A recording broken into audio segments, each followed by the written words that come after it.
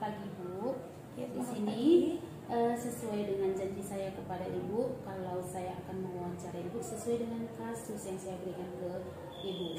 Jadi di sini ini akan saya rekam, saya videokan untuk pemenuhan penugasan di kegiatan calon guru penggerak angkatan 4 dari Kabupaten Karo.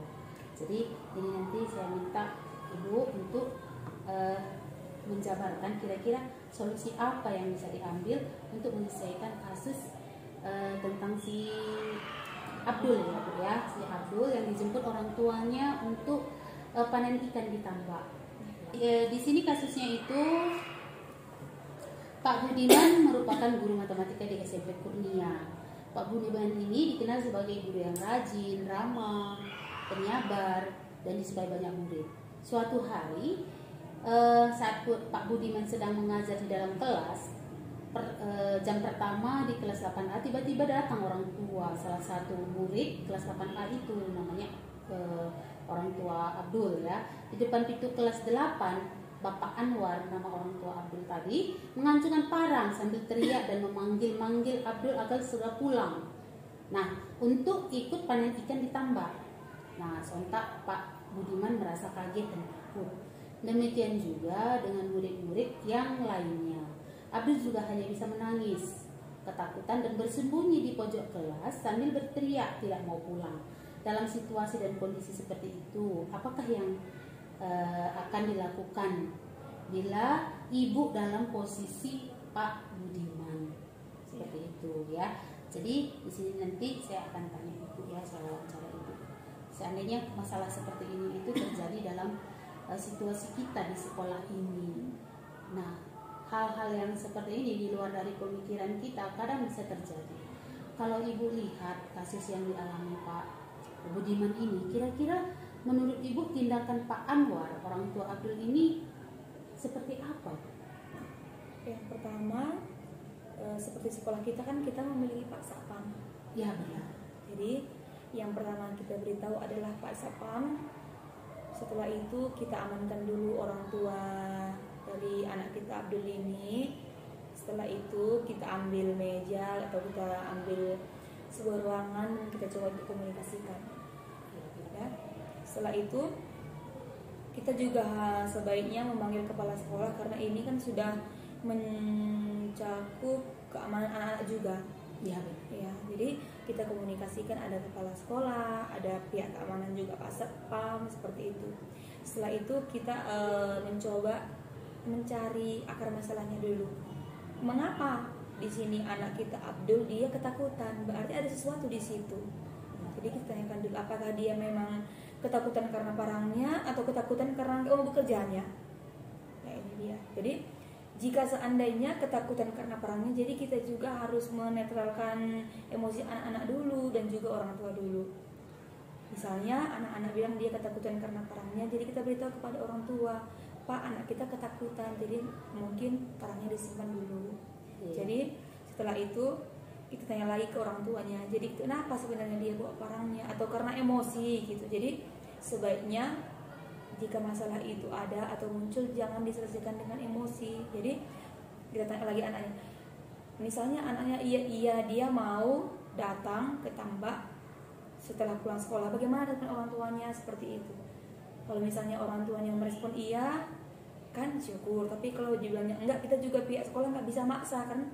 Anak itu juga punya keterikatan kepada orang tuanya. Jadi kembali lagi kita serahkan kepada orang tuanya.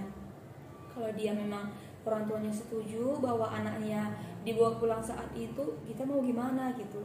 Tapi saya sih berharap orang tuanya ini mau bekerja sama supaya menunggu anaknya selesai belajar dulu.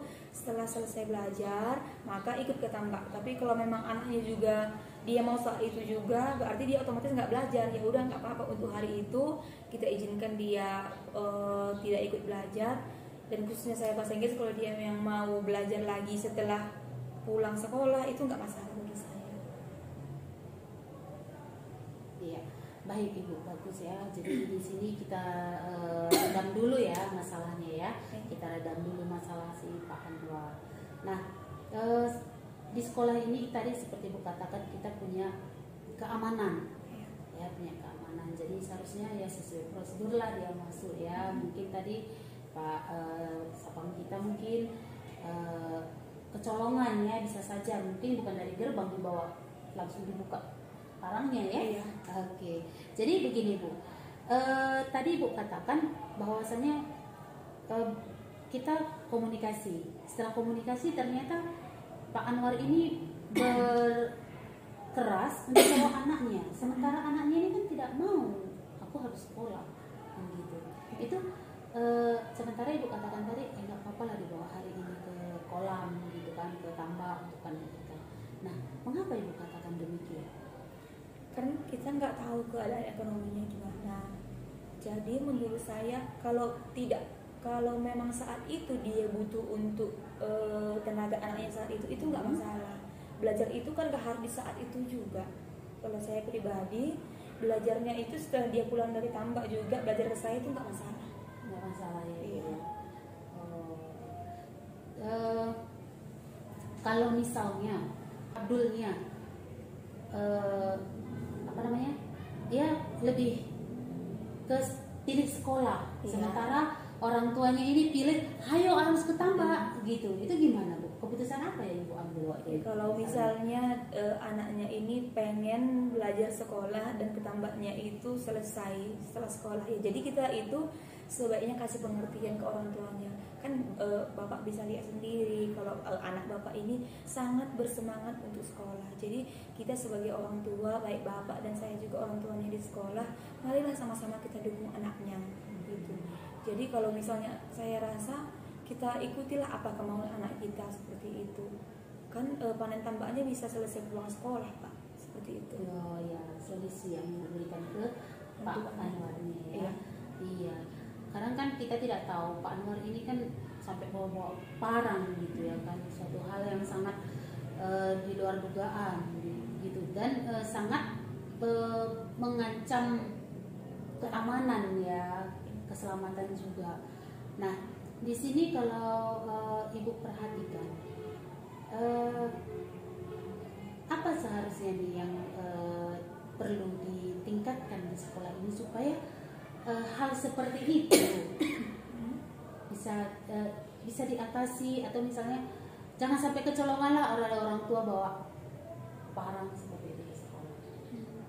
Menurut saya kita tidak bisa memilih dari keluarga apa kita nggak bisa milih ibu kita, ayah kita, tapi dari sekolah itu guru bisa bilang seperti ini, kamu itu bisa beritahu kepada orang tua kamu itu mau jadi apa dan apa yang kamu rencanakan. Jadi pada saat orang tua mengetahui apa rencana anak-anaknya, mungkin dia bisa berpikir, oh anakku mau jadi ini, aku harus dukung gitu.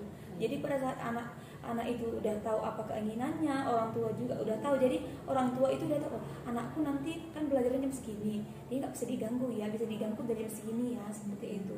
Jadi perlu dikomunikasikan anaknya itu mau kedepannya mau jadi apa. Iya. Jadi ibaratnya Pak Anwar tadi itu, atau ada pun nanti masalah yang hal seperti ini terjadi, adalah yang harus dilakukan oleh pihak sekolah kan gitu ya Bu ya. Ya baik, kalau begitu Bu, terima kasih sudah meluangkan waktunya menyelesaikan studi kasus seperti yang Ibu katakan tadi. Memang benar harus ada komunikasi antara pihak sekolah, terutama kita guru, kepada orang tuanya ya, kepada orang tua murid. Jadi tidak hanya kasus yang dialami oleh si Abdul dengan Pak Anwar orang tuanya, tapi mungkin dengan murid-murid kita yang lain juga. Jadi bagus sekali, harus ada komunikasi yang baik antara orang tua, anak, dan juga pihak sekolah, terutama gurunya. Jadi terima kasih sekali ya Ibu ya.